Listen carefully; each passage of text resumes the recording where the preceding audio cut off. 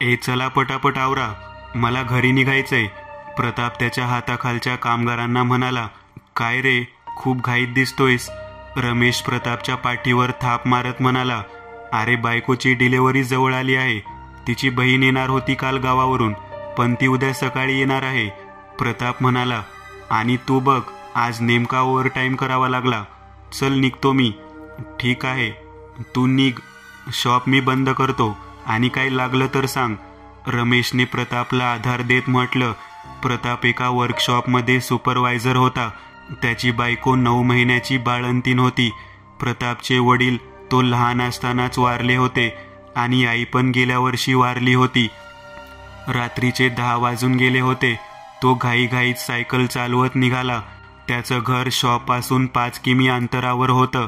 त्याला या शहरात येऊन 5-6 महिनेच झालेले, त्यामुळे फक्त काम आणि घर एवढाच त्याचा दिनक्रम असायचा. त्याचं घर शहराच्या थोडं बाहेरच्या भागात होते. अर्धा तास सायकल चालवत प्रताप घरी पोहोचला तर सगळीकडचे लाईट गेलेले होते. घराचा दरवाजा उघडाच होता. सुमन बिछाण्यावर पडली होती. ती नुकतीच स्वयंपाक करून प्रतापची वाट पाहत होती. आजूबाजूला फार वस्ती नव्हती. त्याची फार ओळख पण नव्हती. मुळात त्यांच्या शेजारी फार लोक नव्हते. दाराचा आवाज ऐकून सुमन म्हणाली. आलात तुम्ही? आज उशीर केलात. हो अगं, आज नेमका ओव्हरटाईम करावा लागला. बरं झालं रमेश आला म्हणून, नाहीतर अजून 1 तास लागला असता. लाईट कधी गेली? दुपारी गेलीये. मोबाईल बंद पडलाय. आता लाईट पण नाही, म्हणजे उद्याशिवाय चार्जिंग होणार नाही. मग ते दोघे जेवण करून झोपी गेले. रात्री 2 वाजता सुमनच्या ओरडण्याच्या आवाजामुळे प्रतापची झोप मोड होते. सुमन, काय होतंय? खूप त्रास होतोय मला. सुमन रडत रडत बोलत होती. पण आता यावेळी कुठं घेऊन जायचं तिला? फोन पण बंद आहे. कसा कॉन्टॅक्ट करणार? यावेळी जवळ कुठं दवाखाना, हॉस्पिटल काहीच नाही. आसपास पण फार कोणी राहत नाहीये. सुमन तू थांब, मी काहीतरी मदत आणतो. प्रताप शर्ट घालत तिला म्हणाला आणि सायकल घेऊन बाहेर पडला.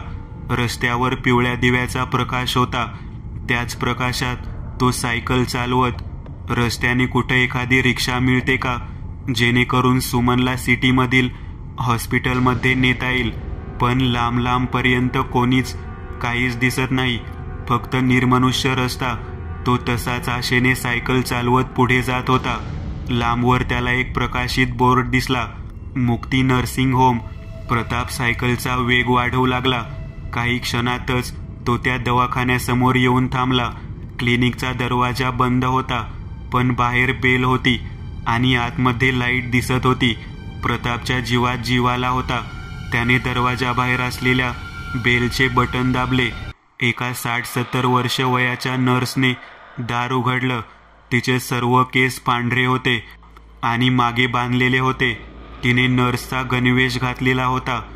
काय मदत करू आपली? तिने प्रतापला विचारले. माझ्या बायकोची डिलिव्हरी होणार आहे. तिला खूप त्रास होतोय आता. प्लीज माझी मदत करा मॅडम. प्रताप बोलू लागला.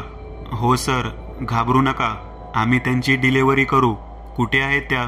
त्यांना घेऊन या. आपण लगेच ॲडमिट करू त्यांना. नर्स म्हणाली. प्रतापच्या जीवात जीव आला. ती घरीच आहे. कारण इथे काहीच नाहीये ना. कारण इथे काहीच नाहीये. ना रिक्षा ना ॲम्ब्युलन्स. तुम्ही कुणाला तरी पाठवता का माझ्याबरोबर?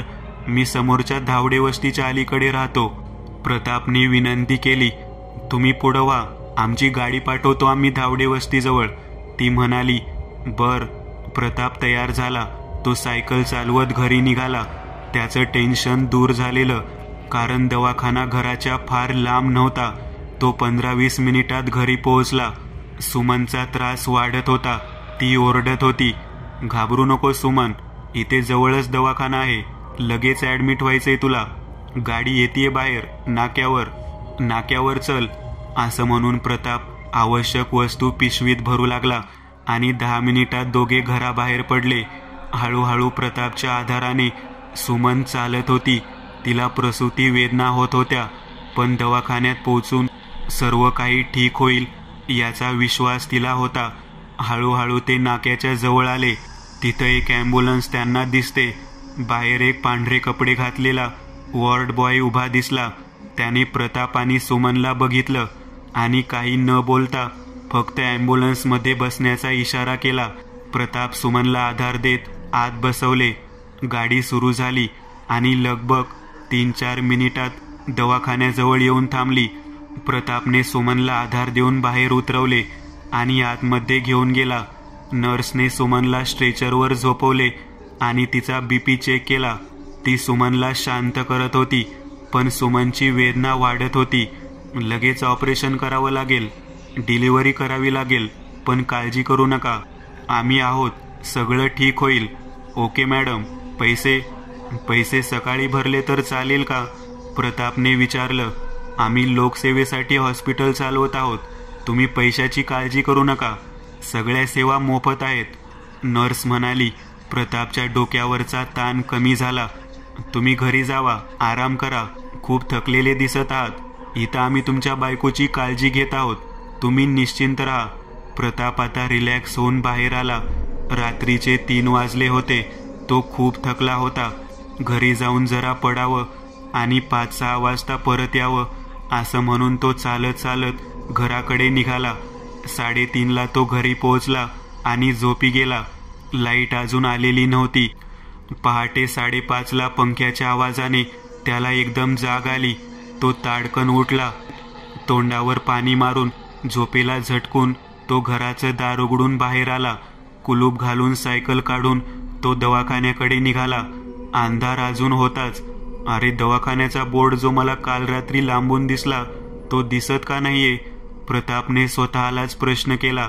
कदाचित लाईट बंद केला असेल म्हणून दिसत नसेल, त्याने स्वतःलाच समजावले. मनातल्या मनात तो दवाखान्यातल्या त्या नर्स आणि वॉर्ड बॉयचे आभार मानत होता.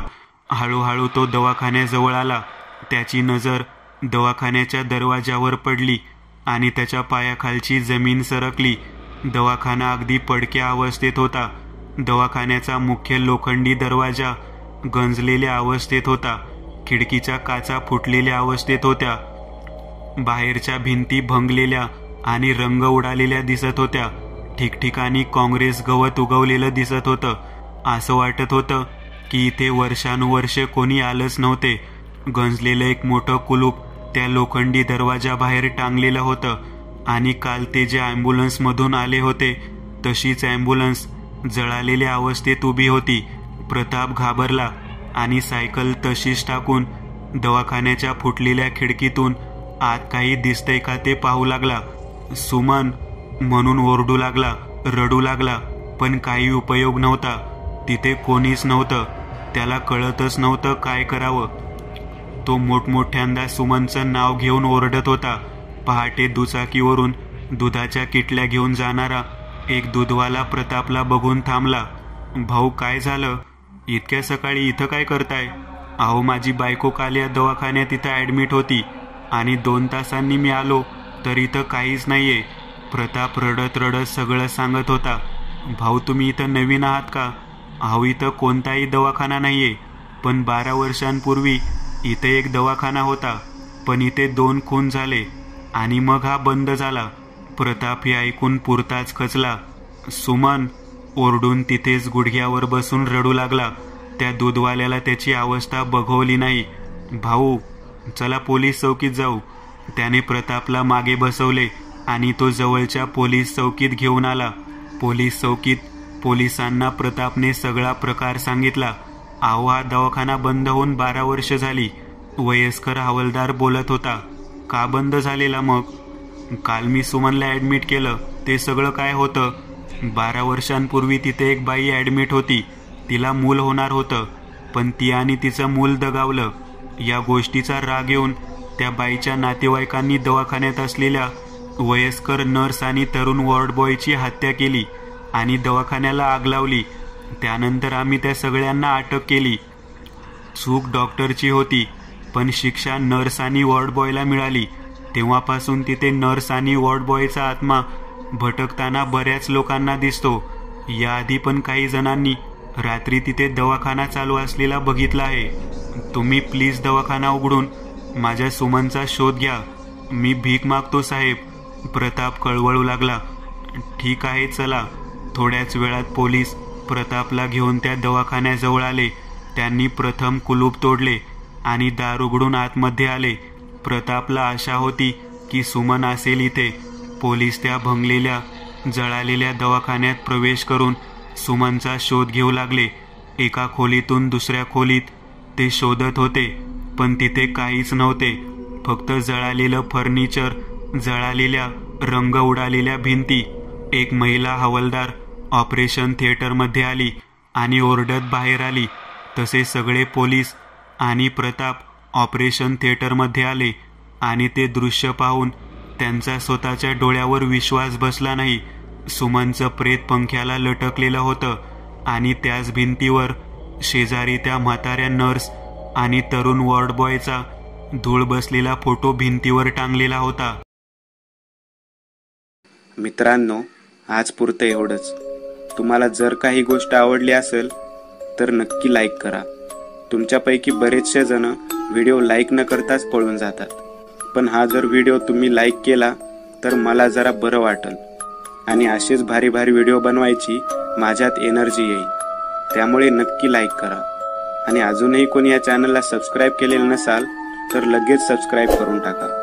आणि बाजूची घंटी ती मात्र दाबायला विसरू नका. देवाची घंटी आहे ती.